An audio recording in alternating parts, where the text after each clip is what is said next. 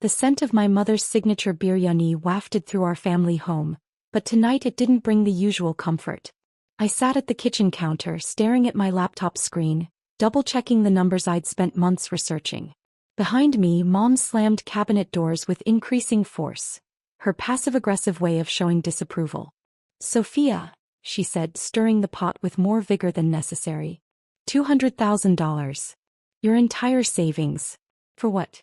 Empty desert land in the middle of nowhere. I took a deep breath. "Mom, it's not nowhere. It's strategically located."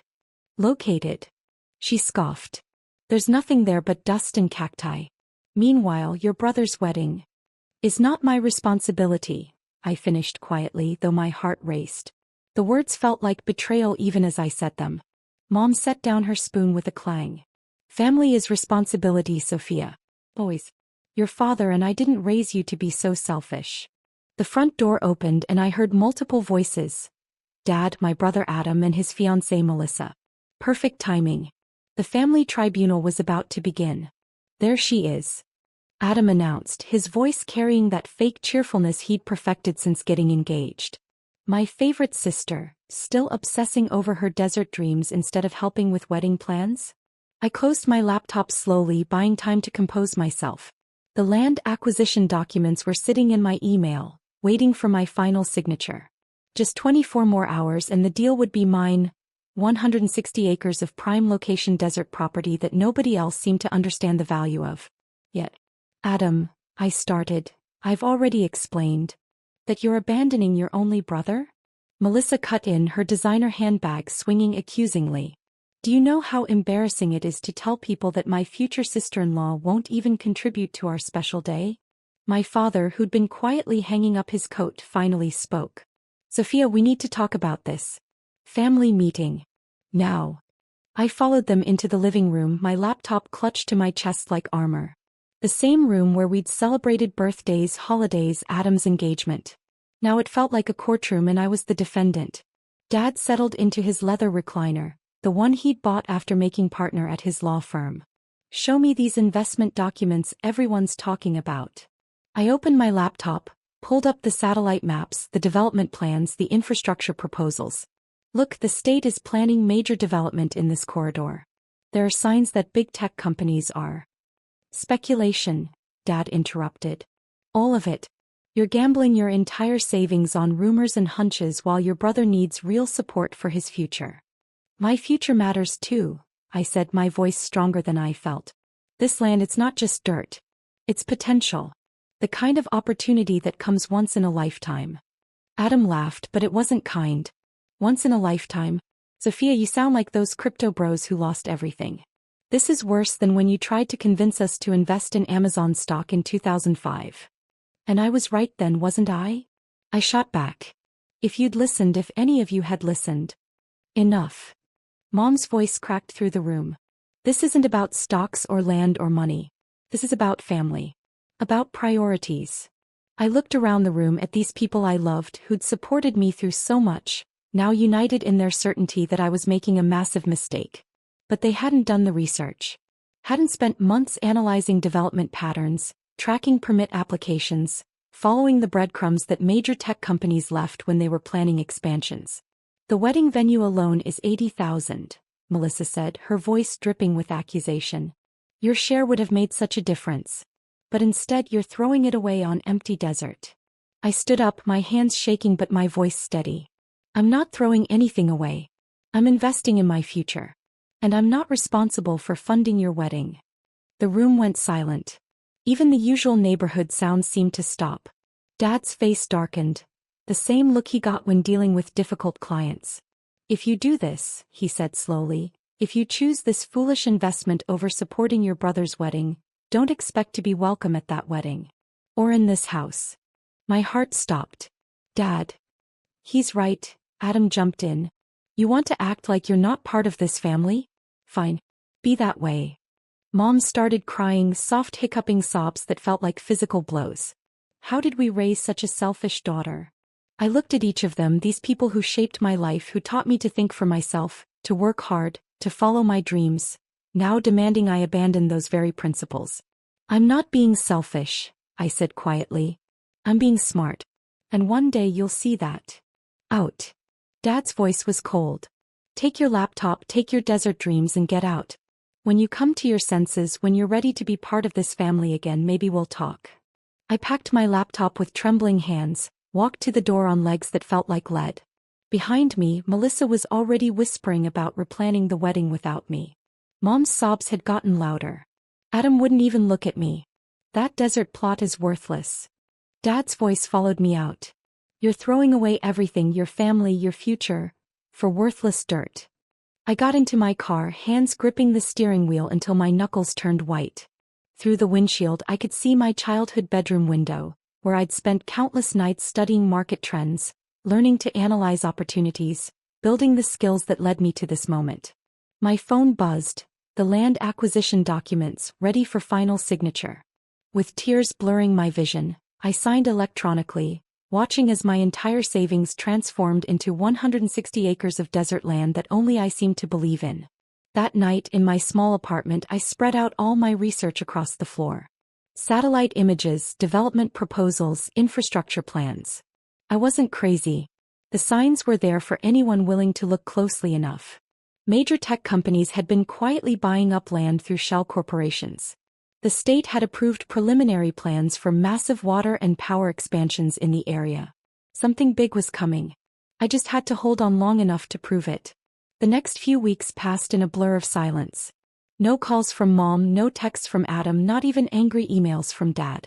Just complete radio silence, broken only by social media updates about wedding preparations I was no longer part of. I threw myself into work, tracking every development in the area, following up on every rumor, every permit application.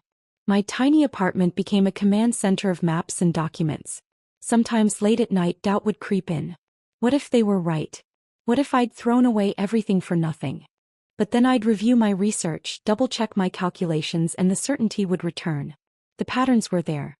The signs were clear. I just needed time. It came exactly 11 weeks after my family threw me out.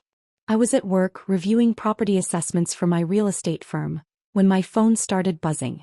News alerts, text messages, emails, all saying the same thing. Tesla announces new Gigafactory location. My hands shook as I opened the press release. There it was, in black and white, the exact corridor I'd invested in. My land wasn't just in the development zone. It was dead center in the planned campus. Within hours my phone was exploding with calls. Real estate developers, investment firms, and yes, Tesla's corporate office. But the calls I waited for, the ones from my family, didn't come. Not that day anyway. I sat in my apartment that night, surrounded by the research that had cost me my family but had just made me a multimillionaire on paper. The same documents they'd called worthless were now worth more than they could imagine. My phone buzzed again. Another offer higher than the last. But I wasn't ready to sell. Not yet. Because this wasn't just about money anymore. This was about vindication. About proving that sometimes, being called crazy by everyone you love doesn't mean you're wrong. It just means you can see something they can't. The morning after Tesla's announcement, I woke up to 78 missed calls. Real estate agents, developers, investors, and buried among them 3 from my mother, 2 from Adam, and 1 from Dad. I ignored them all. Instead, I made coffee and opened my laptop to find my inbox flooded. Subject lines screamed, urgent offer, and immediate purchase opportunity.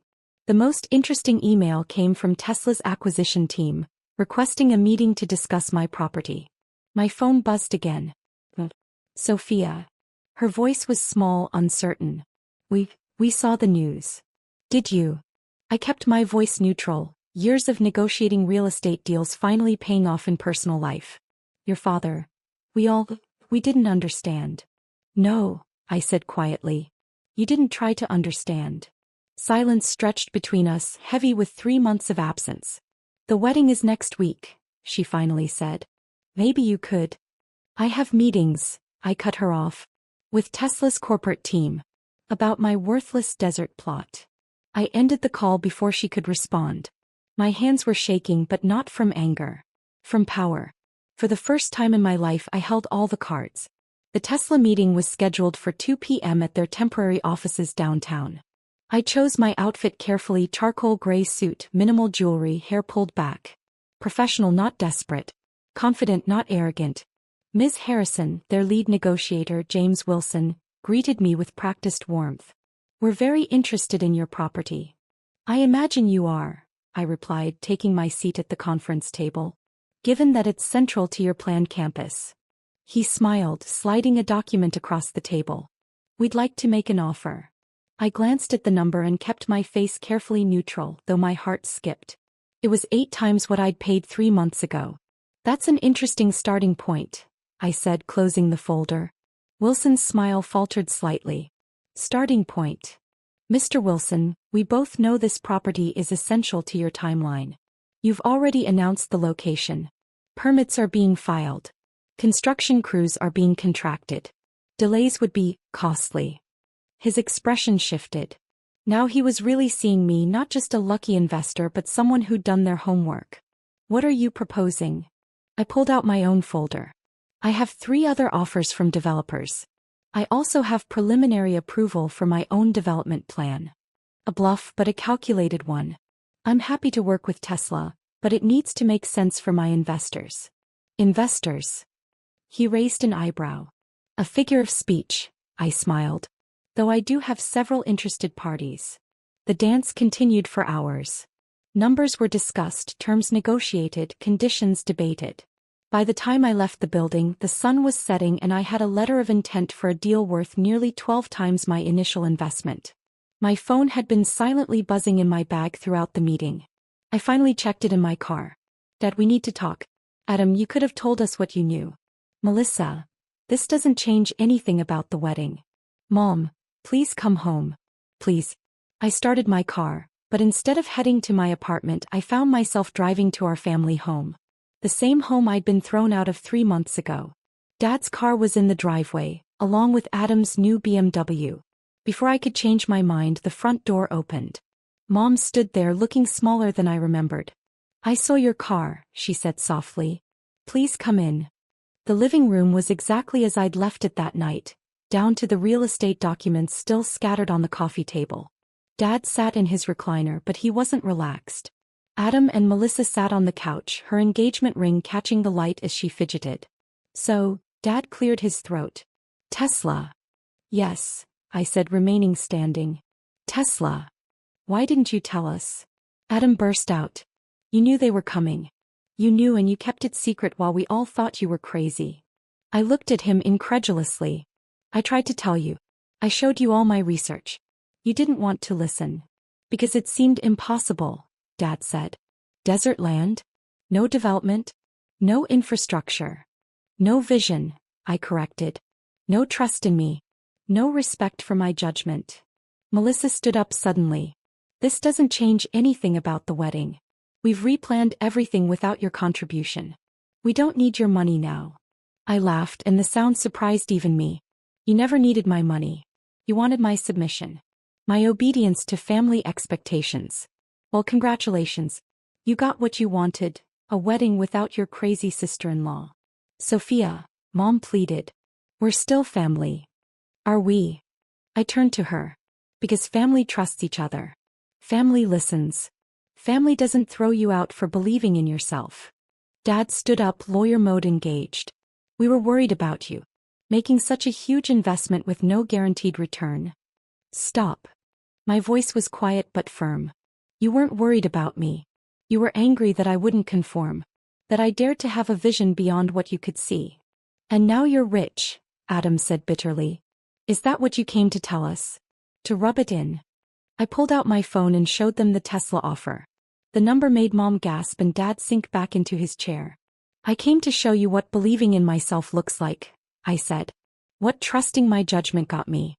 Not to get back into the wedding, not to repair what you broke, but to make sure you understand exactly what you dismissed. Melissa grabbed her bag. This is ridiculous. Adam, we're leaving. But Adam was staring at the number on my phone, his face pale. That's more than our entire wedding budget. More than my annual salary. More than you thought your sister was worth? I finished for him. The room fell silent. Outside, a car drove past, its headlights sweeping across the family photos on the wall, happy moments frozen in time, before dreams of desert land and wedding expectations tore us apart. What do you want? Dad finally asked. To punish us? To make us feel foolish? I looked at each of them in turn. The family that had shaped me, supported me, then abandoned me when I needed them most. I want you to remember this moment, I said quietly. The next time someone shows you a dream you can't understand, remember the daughter you threw away for believing in herself. Remember what it cost you. Cost us. Mom's voice cracked. Sophia, please. We can fix this. Come to the wedding. Be part of the family again. I walked to the door, then turned back one last time. The family that threw me out doesn't get to celebrate my success. You can't dismiss me one day and claim me the next. That's not how this works. As I drove away, my phone started buzzing again. More calls, more messages, more pleas. But I felt lighter somehow. Vindication, I was learning, didn't always bring reconciliation. Sometimes it just brought clarity. The next morning I signed the Tesla deal. The day I signed the Tesla contract, I bought myself a house. Not a mansion or anything flashy, just a modern 3-bedroom home with large windows and a small garden. The kind of place where desert flowers could bloom if given enough care. It was exactly 1 week before Adam's wedding. The media coverage of Tesla's land acquisition had made me something of a local legend. Woman's desert gamble pays off, read one headline. Family rejects daughter's investment, loses millions, declared another. I hadn't given any interviews, but people talked. In a city this size, stories spread. I was in my new home office, reviewing plans for a sustainable technology investment fund I was starting, when my phone lit up with a familiar number. Dad's law firm. Ms. Harrison? His secretary's voice was professional. Your father would like to schedule a meeting to discuss potential investment opportunities. I almost laughed. Tell Mr. Harrison I'm not taking new clients at this time. He said you might say that. He also asked me to remind you that family isn't always about business. I finished. Funny how that works both ways. After hanging up, I walked to my garden. The desert marigolds I'd planted were starting to bloom, tough little flowers that thrived in harsh conditions. Kind of like me. My doorbell rang. Through the security camera, I saw Mom holding what looked like a wedding invitation. I opened the door but didn't invite her in. You look well, she said, taking in my appearance. Success suits you. What do you want, Mom? She held out the invitation. It's not too late to be part of the wedding. He misses you. We all do. Missing someone you threw away isn't the same as respecting them, I replied. We were wrong, she admitted, and I saw tears forming in her eyes. So wrong. But you're still family. I took the invitation but didn't open it. Family isn't something you can switch on and off when it's convenient. You can't disown me when I don't meet your expectations, then claim me when I exceed them. What can we do, she asked quietly, to make this right? I looked at her, really looked at her, the mother who taught me to be strong, to think for myself, then punished me for doing exactly that. You can't make it right, I said. But you can learn from it. Start by asking yourself why you were so quick to dismiss my judgment. Why conformity was more important than supporting my dreams. She wiped her eyes. Your father, he's struggling with this. With being so wrong. Dad's struggling with his ego, I corrected. With the fact that his foolish daughter proved him wrong in such a public way. He's trying to reach out. Through his secretary? With business proposals. I shook my head. That's not reaching out, Mom. That's trying to capitalize on my success. The wedding invitation felt heavy in my hand. I finally opened it. Inside was a handwritten note from Adam. I was wrong. I'm sorry. Please come. Mom watched me read it. He means it. I'm sure he does, I said. No. After Tesla. After the media coverage. After I proved my worth in terms he can understand. You're angry, she observed. No, I replied, surprising myself with the truth of it. I'm not angry anymore. I'm just different. Success didn't change me, having to stand alone did. I handed the invitation back to her. I won't be attending the wedding. Not because I'm holding a grudge, but because that chapter of our family dynamic is over. The daughter who would have set aside her own dreams to make everyone else comfortable doesn't exist anymore. And what about the future? She asked, her voice small. Will you shut us out forever? I gestured to my garden. See those flowers? They're desert flowers.